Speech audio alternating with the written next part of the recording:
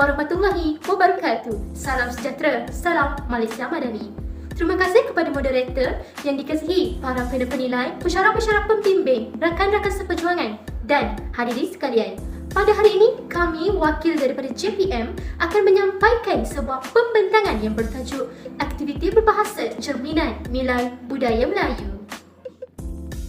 Sebelum saya mulakan, inilah pensyarah-pensyarah pembimbing kami dan rakan-rakan seperjuangan yang akan bersama-sama saya menyelesaikan pembentangan. Pertama sekali, saya akan mengupas tentang KPPB secara interdisiplinary melibatkan kursus keterampilan berbahasa dan literasi bahasa. Pensyarah kami telah mengintegrasikan dua HPK dari dua kursus ini, iaitu BMMB 1134 HPK 2 dan BMMB 1124 HPK 3. Penggabungan dua HPK ini akan menghasilkan pembelajaran yang lebih bermakna. Seterusnya, kita teruskan dengan The Big Idea, aktiviti berbahasa cerminan nilai budaya Melayu. The Big Idea ini meliputi pengetahuan dan kemahiran supaya pelajar dapat mengaplikasi dan menganalisis apa yang telah dipelajari. Bukan itu sahaja, pensyarah-pensyarah kami juga telah menyediakan soalan-soalan penting yang berkait dengan kedua-dua kursus ini. Jika di akhir semester pelajar dapat menjawab soalan-soalan tersebut, maka tercapailah objektif The Big Idea ini. Selain itu, kami juga telah diberikan tugasan pentaksiran berterusan yang mempunyai perkaitan antara kedua-dua kursus ini.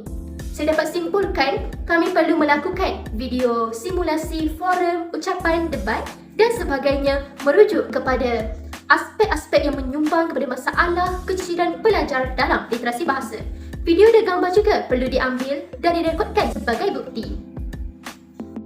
Baiklah, kita teruskan lagi dengan fokus reka bentuk pembelajaran bermakna. Yang pertama, amalan pedagogi di mana pelajar telah diterapkan dengan amalan pembentangan di dalam kelas bagi subjek BMMB 1134 dan BMMB 1124. Yang kedua, rakan pembelajaran di mana kami daripada kelas Bahasa Melayu 2 telah menyertai perkongsian ilmu dan motivasi daripada tokoh melalui program Wacana 152 anjuran USF. Yang ketiga, persekitaran pembelajaran di mana pelajar dapat mengakses bahan-bahan rujukan yang diperlukan di perpustakaan atau melalui Google Classroom. Dan yang keempat, pemanfaatan digital di mana pensyarah telah menggunakan pelbagai aplikasi bagi membantu pelajar menyelesaikan tugasan dengan mudah dan pantas. Misalnya aplikasi WhatsApp, Telegram, Google Classroom dan sebagainya. Seterusnya, kami telah berjaya mencapai hasil pembelajaran melalui program kolaborasi bersama Universiti Sains Malaysia melalui program Wacana 152. Melalui program ini, kami telah berjaya mencapai inspirasi dan motivasi daripada semua tokoh tentang penguasaan literasi bahasa dan kepentingan memartabatkan bahasa kebangsaan. Dengan ini, menjadi pemangkin kepada kami untuk terus yakin dalam pengucapan awam. Seterusnya, pemanfaatan digital. Tidak dapat dinafikan bahawa penggunaan digital sangat membantu para pelajar dalam menyiapkan tugasan yang diberikan oleh pensyarah. Antara platform yang digunakan oleh pensyarah adalah seperti Google Sites, Google Meet, Google Classroom, aplikasi WhatsApp dan Telegram, PowerPoint dan Canva. Seperti penggunaan Google Classroom, pelajar dapat mengakses nota-nota yang diberikan oleh pensyarah dengan mudah dan pantas bagi membuat rujukan untuk menyiapkan tugasan. Model pembelajaran pelajar iaitu MPP yang melibatkan pelibatan pelajar secara bermakna sebagai rakan pembelajaran. Model pembelajaran pelajar ini terdiri daripada tiga aspek iaitu perhubungan, aspirasi dan belajar cara belajar. Misalnya belajar cara belajar di mana pelajar bertanggungjawab terhadap pembelajaran dan memahami proses pembelajaran tersebut. Baiklah, saya teruskan dengan simulasi aktiviti persembahan bagi dua kursus iaitu BMMB 1134 dan juga BMMB 1124. Sewaktu kami menjalankan aktiviti ini, kami telah berkolaborasi di mana kami dapat menyumbang idea dalam satu tugasan tetapi tugasan tersebut merangkumi dua kursus. Jadi kolaborasi ini memudahkan kami menyiapkan tugasan.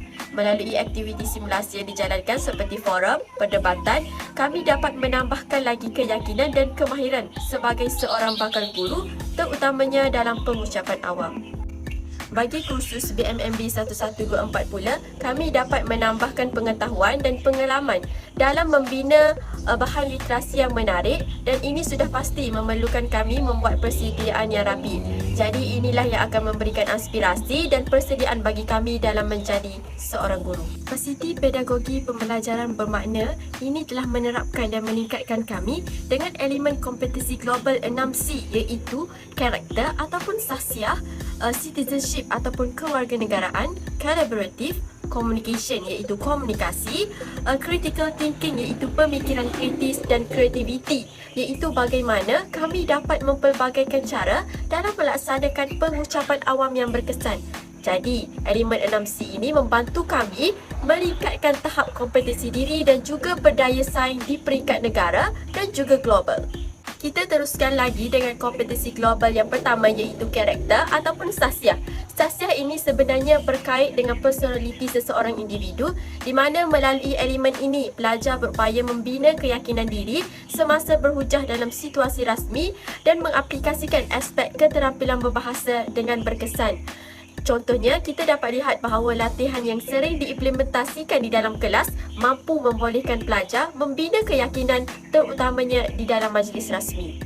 Seterusnya ialah elemen kompetisi global yang kedua iaitu citizenship ataupun kewarganegaraan, iaitu satu elemen yang menunjukkan semangat cintakan bahasa dan budaya Melayu. Contohnya, pelajar PPISMP melibatkan diri dalam program wacana 152 peranan pertubuhan bukan kerajaan NGO dalam pemartabatan bahasa kebangsaan. Hal ini secara tidak langsung dapat memupuk semangat cintakan bahasa serta membolehkan kami mendapatkan ilmu sedikit sebanyak dalam tugasan keterampilan berbahasa. Selain itu, gigih dalam berusaha meningkatkan semangat cintakan bahasa melalui kaedah pengucapan awam yang berteraskan tema semangat patriotik. C yang ketiga pula ialah kolaboratif. Pensyarah kami menggalakkan kami bergerak dalam kumpulan bagi mengumpulkan maklumat dalam mempersembahkan pengucapan awam dan juga melaksanakan aktiviti literasi menggunakan bahan bantu mengajar. Impaknya, kerjasama dan integrasi antara ahli kelas kami dapat dipupuk dan tugasan dilaksanakan dengan baik. C yang seterusnya ialah communication. Pensyarah kami sering menyuruh kami melakukan perbincangan secara bersemuka sewaktu berada di dalam kelas untuk menyiapkan tugasan perkumpulan. Bagi komunikasi maya pula, pensyarah kami memanfaatkan platform WhatsApp dan Telegram dengan mencipta kumpulan bagi memberikan bahan-bahan serta maklumat untuk menyiapkan tugasan. C yang kelima pula ialah critical thinking. Pensyarah kami menjadi pencetus idea kepada kami supaya kami berfikir secara kritis. Misalnya, pensyarah kami menayangkan video-video dari pelbagai sumber sebagai contoh dan rujukan kepada kami untuk menghasilkan persembahan pengucapan awam yang mantap. C yang terakhir ialah kreativiti. Pensyarah kami memberikan kebebasan kepada kami untuk mencipta satu teknik menarik perhatian dan menyampaikan pengucapan awam secara unik. Hasilnya, terdapat kumpulan yang melaksanakan tepuk semangat dan persembahan debat dalam dua format, iaitu pertandingan debat dan debat ala parlimen. Beralih kepada cadangan penambahbaikan yang diberikan oleh kumpulan kami. Yang pertama, pendedahan menerusi pertandingan.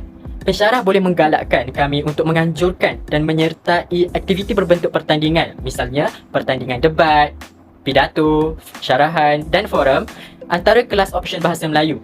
Yang kedua, jalinan kerjasama antara universiti awam juga dilihat mampu memberikan pendedahan kepada pelajar IPG tentang ilmu pengucapan awam. Yang terakhir, pedagogi pensyarah. Pensyarah wajar mengaplikasikan teknik pengajaran yang menarik, misalnya learning by playing, sesuai dengan konteks kami sebagai bakal guru sekolah rendah. Kesimpulannya, kapasiti pedagogi pembelajaran bermakna KPPB ini dapat memberi banyak manfaat seperti belajar berkeyakinan tinggi semasa berkomunikasi. Sikap toleransi dan kerjasama bagai aur dan teping juga dapat dipupuk. Akhir sekali, penggabungan dua kursus ini semestinya menjimatkan masa dalam pelbagai aspek. Harapan kami agar KPPB dapat diterapkan dalam sesi pembelajaran pada semester-semester akan datang dan mampu membina perhubungan sesama pelajar sekaligus memupuk efikasikan diri. Itu sahaja daripada kami. Sekian, wabillahi taufiq wal hidayah. Wassalamualaikum warahmatullahi wabarakatuh.